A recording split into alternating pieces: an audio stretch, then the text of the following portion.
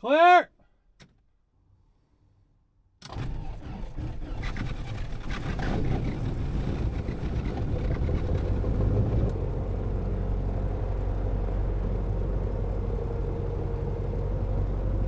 Okay, welcome aboard November 18 Echo Bravo, 1974 Cessna 172M. It's a mid-time Cessna 172, about 5,400 total time. We just recently put a brand new panel on the plane.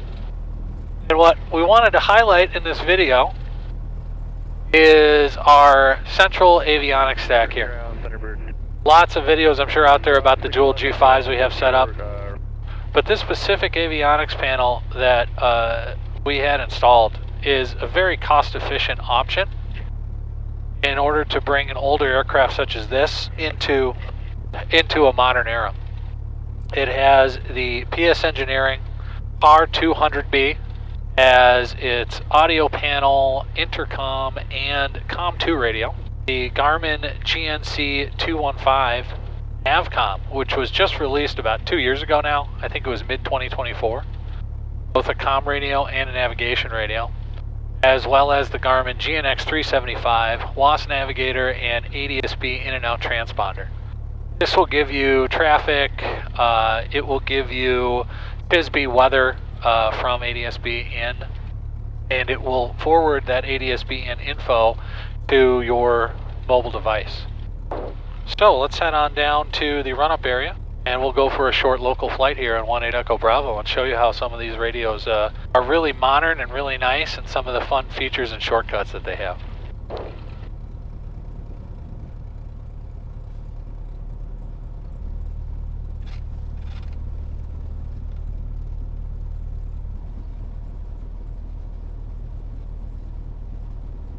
Crystal Tower, Skyhawk 18 Echo Bravo, hold short 32, ready to go west. Skyhawk 18 Echo Bravo, Crystal Tower, wind calm, proceed on course, runway 32, clear for takeoff.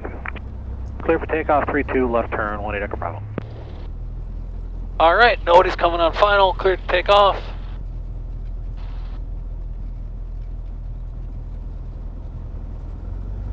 And here comes full power. Oil pressure's good, RPM's good, airspeed's alive. There goes 60 knots, gently rotate, she'll lift right off the ground.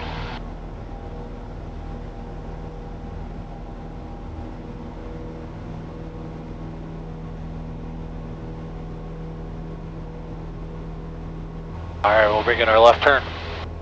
Clear right, clear left. We'll use our little course here to Buffalo as just a quick guide, show what some of the GNC 215 can do, and then we'll head back to Crystal and try to level here at about 3,000. So anyways, we're outside of Crystal's Delta now, and so we'll watch for this traffic that's out in front of us.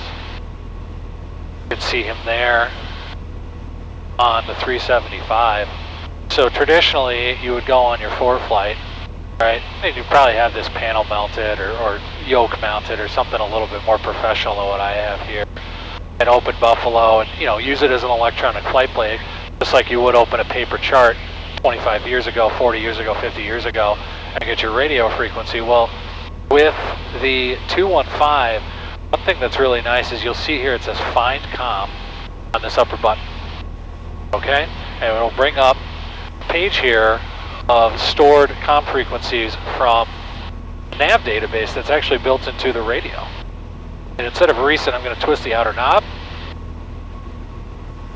and go to nearest, or we can go to database and type in the waypoint, but we'll use nearest.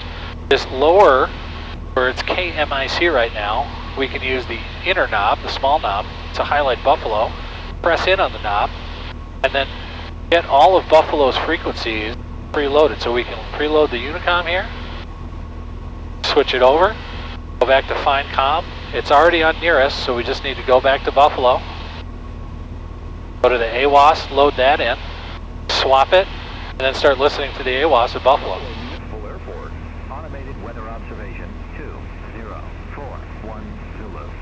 Wind. Alright, and then we can switch over to the CTAF frequency.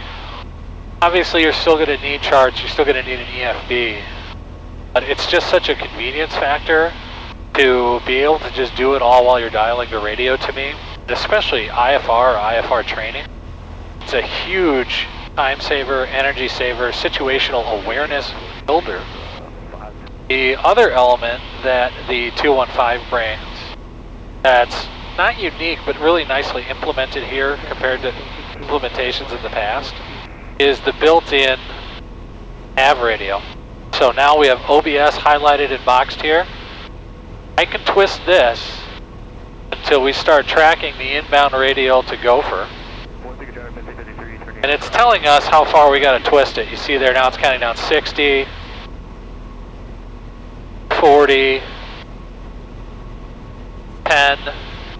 We'll set it for an inbound of about 60. And we'll actually make a big left turn because of this traffic out here.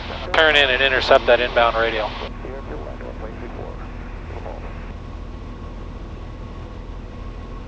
And I think what I can do is put it here on our GPS just so you kind of get some visual guidance of that as well. That's going to be G, EP, Gopher, there we go. Activate, there we go. It's waving around. You can see there that it's a real VOR bouncing around just like it would if it was a white mechanical needle. Now we set that on the G5. Set it to match to what we have on the radio here, about 70. There we go. So there's our built-in indicator there on the GNC 215. And we'll see it's sending the route into my ForeFlight now. We'll sync that up. Going back to the Crystal, we go back here, find Comm, Crystal, ATIS, loaded. Listen to the ATIS. Still on X-ray. Crystal. Ground. Load it into the flip-flop. We'll flip it in. Call the tower. At Crystal Tower, Skyhawk 18 Echo Bravo, 8 to the west, X-ray coming back in full stop. Crystal 18 Echo Bravo, Crystal Tower, no left downwind, runway 32.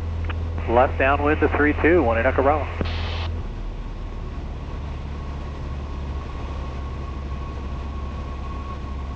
Crystal 1 Echo Bravo, winds 300 at 6, runway 32, clear to land. Clear to land 32, 18 Echo Bravo.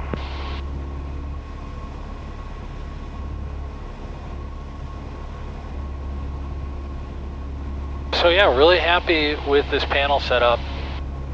It's a great setup for basic flight training. It's a perfectly valid setup for IFR as well. The WAS Navigator is really the crucial element, but I think a lot of people are aware of that. I have not seen much media on what this new Garmin radio can do. And not that I'm an avionics dealer or really know these systems by heart, I've been very impressed with the radio. And I would say the really fantastic thing about it is that it's designed apparently to fit in the same amount of space. We got our first notch of flaps in here.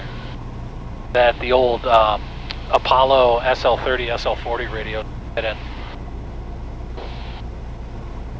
And that's Garmin's reason for bringing it to market is as a replacement for those systems. It's not a drop-in replacement, unfortunately, but it takes up the same amount of space in the panel, and then adds a lot of capabilities over that radio that just didn't exist 30 years ago when it was released, or thereabouts, right? All right, there's base. We got a little more flap in.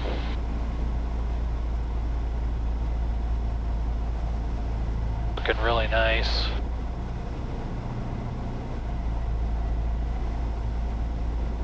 Yeah, we'll turn final.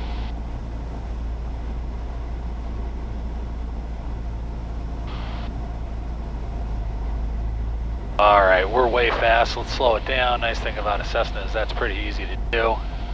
Add in a little bit more trim here to accommodate that. Looking for about 70 miles an hour. Getting high. Pull some power. And now we're just aiming to touch down on the numbers here.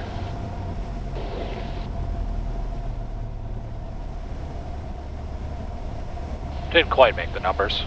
A little bit too much excess speed.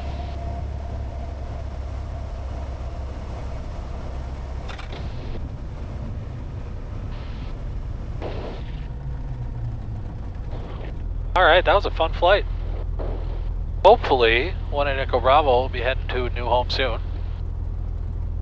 With this panel, it's got a lot of training life left to go.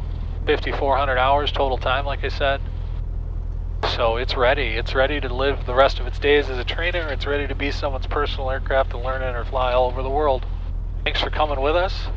Hope to make some more content soon now that the snow is starting to melt. And we'll be getting some more aircraft in inventory.